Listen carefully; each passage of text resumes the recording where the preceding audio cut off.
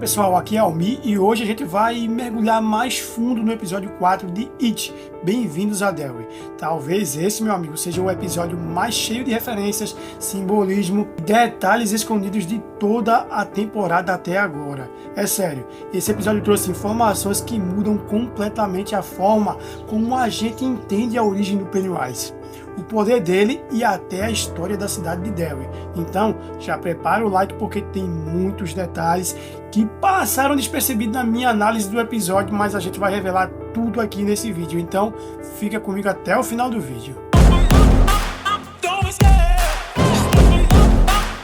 E fala todo mundo, tudo de bom com vocês? Eu sou o Almi, sejam bem-vindos ao My Hero, esse canal que fala tudo do universo de It. Bem-vindos a Derry. Por isso mesmo, se tu não é inscrito no canal, resolve o problema agora. Curte, comenta, compartilha, se inscreve no canal, ativa o botãozinho aí, hypar o vídeo, manda um valeu demais aí pra ajudar o canal. É só R$2, pessoas, me ajuda com isso aí. Talvez isso não vai fazer falta pra você, mas vai me ajudar muito, vai ajudar a manter o canal aqui, que eu possa trazer mais vídeo pra vocês. Então, pra vocês que já fizeram isso, bora pro vídeo. Eu vou começar aqui com uma pergunta que não quer calar.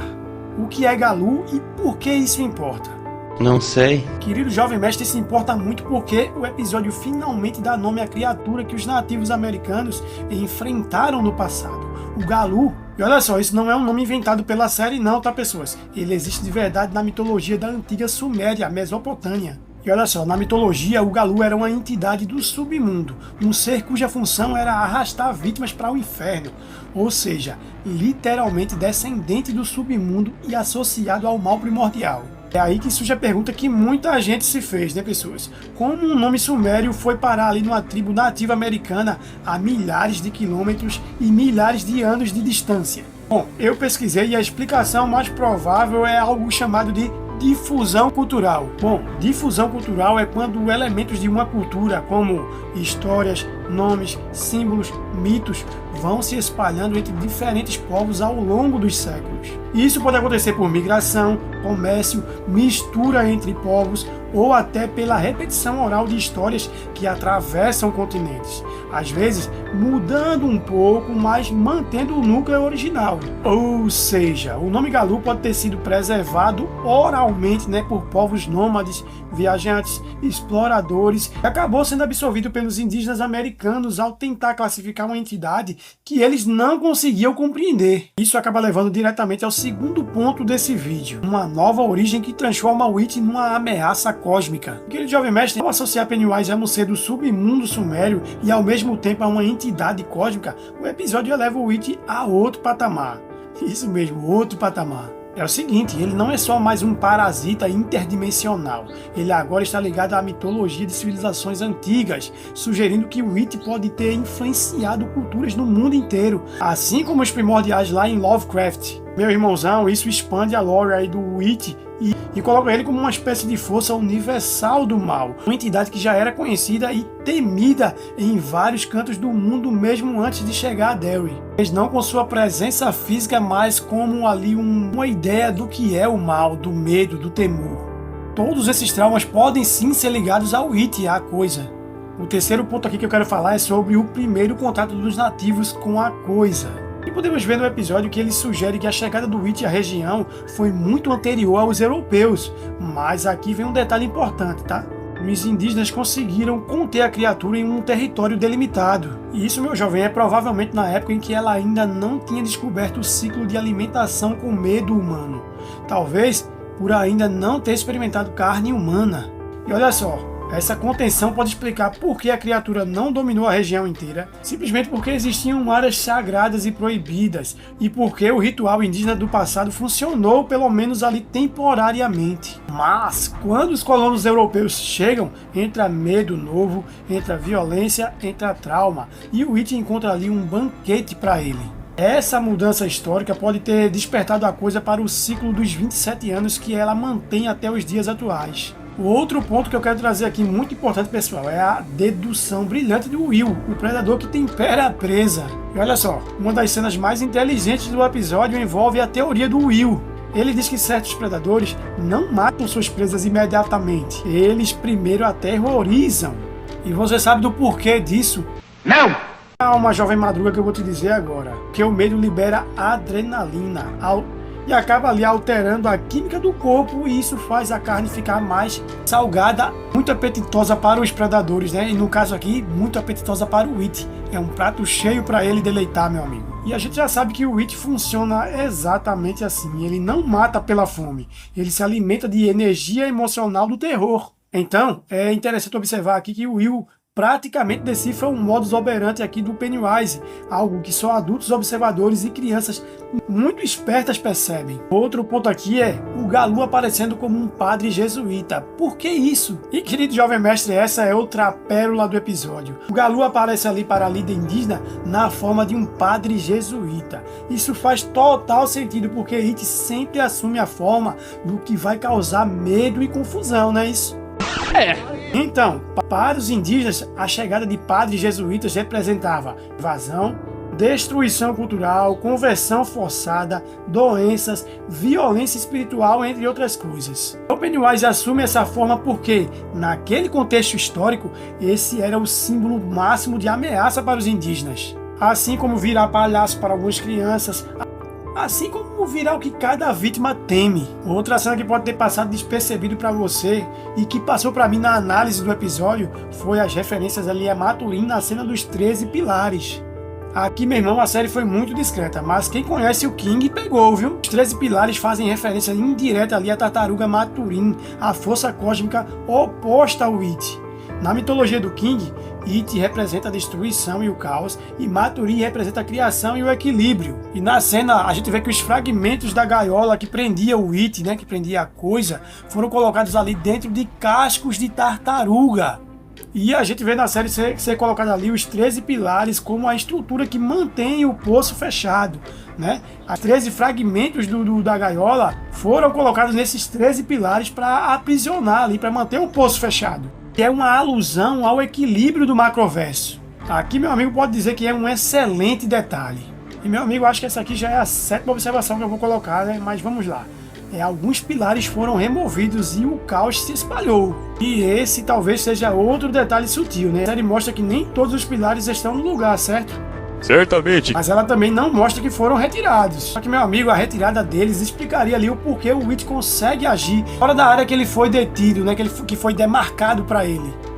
E praticamente ele age dentro da cidade inteira, fora do território original. É como se o selo estivesse quebrado, e isso muda tudo na história da cidade. Mais um detalhe, o General Shao sabe do ciclo de 27 anos.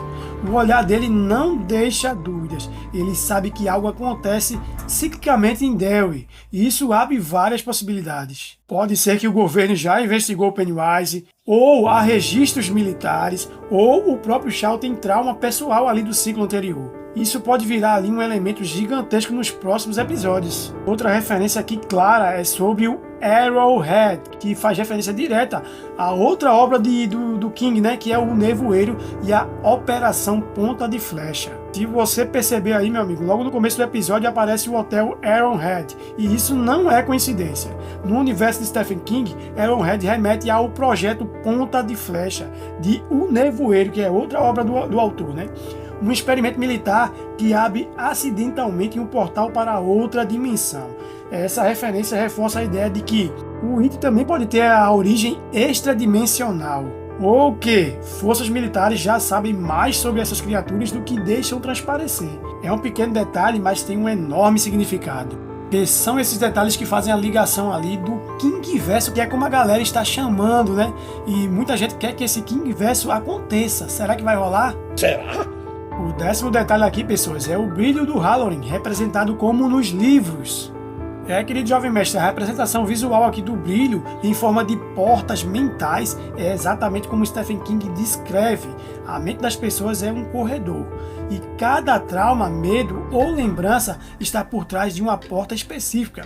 A série acertou em cheio aqui. O outro detalhe importante é como o Halloran virou o senhor bonzinho de O Iluminado. Meu amigo, porque aqui no episódio ele apareceu usando seus poderes ali sem escrúpulos, manipulando e invadindo mentes. Mas isso é proposital. O arco dele está mostrando um jovem arrogante, traumatizado pela guerra e pelos soldados militares, né? Também pela segregação racial, com poderes demais e maturidade de menos. E fica claro para mim que as experiências traumáticas dele, inclusive com o It, vão moldar o Hallorann até ele se tornar o sábio bonzinho, o cuidadoso e o protetor lá do filme O Iluminado. É uma construção de personagem consistente. Em outras palavras, podíamos chamar aí até de a jornada do herói. O miserável é um gênio! 12º ponto aqui são as visões do Hallorann e o recado da avó dele. As visões são um dos pontos aí mais simbólicos do episódio. As luzes, a forma verdadeira do It, o cano da banheira da Lily, o portal onde a criatura se manifesta,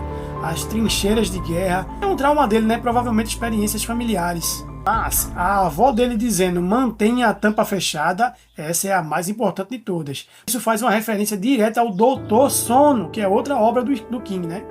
Onde Danny aprende a trancar os traumas e entidades em caixas mentais. Em outras palavras, o recado da avó é: controle o seu medo, não deixe as portas abrirem, não deixe a criatura entrar. Aqui, meu amigo, ele está sendo guiado a dominar seus poderes e a bloquear o It mentalmente. E isso é algo que apenas os usuários do brilho podem fazer. O 13º ponto aqui é a metáfora do parasita do caracol e o controle mental do Pennywise. A série vai mostrar aqui um caracol parasitado por um verme que altera o comportamento dele, fazendo-o subir para lugares perigosos. Esse parasita existe na vida real, tá, pessoas? E é o paralelo perfeito ali para mostrar como o It controla suas mentes. É por isso que a Marge tenta arrancar os próprios olhos, né? O It está ali literalmente hackeando o cérebro dela. É o mesmo processo do parasita do caracol, só que em escala humana e sobrenatural. O 14º ponto aqui, o último, é que pela primeira vez um adulto testemunha um ataque do It. E isso é gigante, porque a cena do Will sendo atormentado ali no rio mostra claramente que o Pennywise está aceitando ser visto. Mostra também um adulto percebendo o perigo que foi o pai de Will e o It quebrando suas próprias regras. Isso pode ter acontecido, pessoas, porque o medo do Will foi tão forte e tão puro que a criatura simplesmente não resistiu, e isso pode ter consequências enormes. O adulto que testemunha o Pennywise é um risco, meu irmão, porque ele pode agir, investigar, lutar e avisar as outras pessoas. E isso aconteceu talvez porque o It esteja ali começando a ficar mais ousado, como se estivesse com fome demais para seguir suas próprias regras. Ou pode ter um paralelo direto também com o fato do pai do Will não ter medo. Como já foi falado nos episódios anteriores, que ele é um homem que não tem medo porque ele sofreu um acidente, uma bomba explodiu perto dele e ele teve uma modificação ali no seu psíquico. Então esse fato pode muito bem ser o fator principal para que ele veja os ataques do Pennywise, porque ele já viu os balões vermelhos, ele viu o ataque do filho dele, ele viu o braço do filho dele machucado pelas mãos do It. Então, esse cara, ele é um personagem muito interessante e vai colocar fogo na série. Opa, peraí, eu acho que essa não é uma boa palavra para essa família, né? Colocar fogo. Foi mal aí, Will. É isso, galera. Agora eu quero perguntar a você, e aí? Quantos desses detalhes vocês tinham reparado?